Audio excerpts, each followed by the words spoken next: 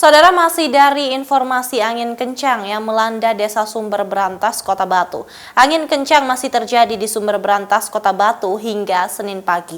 Angin ini disebabkan masa transisi musim kemarau ke musim hujan. Sementara itu jumlah pengungsi kini bertambah, total sebanyak 1.270 pengungsi. Senin pagi, angin di wilayah Kota Batu memang masih kencang.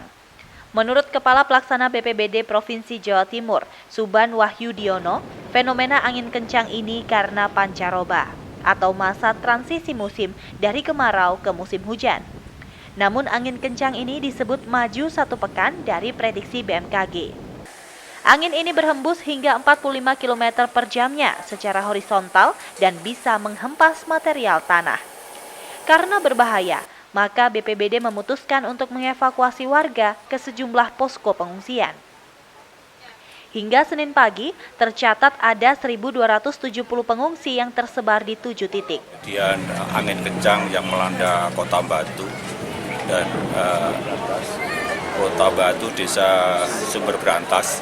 Ini memang fenomena yang sudah saya koordinasikan dengan BMKG Karangploso bahwa fenomena angin kencang ini sudah biasa apabila terjadi masa transisi antara musim kemarau ke musim hujan. Jadi masa pancaroba itu sudah biasa. Tapi hal ini, kejadian ini maju satu dasarian atau seminggu. Jadi angin kencang, biasanya angin kencang ini berembus kecepatan 45 km per jam dan ini horizontal sehingga bisa menghempas material tanah atau rumah-rumah yang ada di sekitar. Warga mengaku fenomena angin kencang ini sudah 2 kali dialami warga Desa Sumber Brantas. Terakhir, angin kencang terjadi pada tahun 1990. Sementara angin kencang kali ini terjadi pasca warga melakukan panen. Angin kencang ini pun menyebabkan banyak rumah warga rusak. Hancur,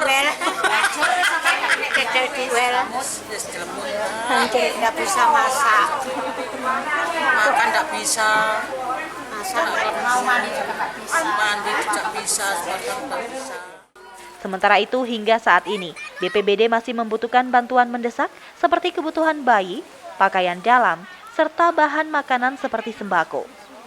BPBD membuka posko utama di posko BPBD yang terletak di Jalan Raya Punten, Kota Batu. Hilda Nusantara, Kompas TV Batu, Jawa Timur.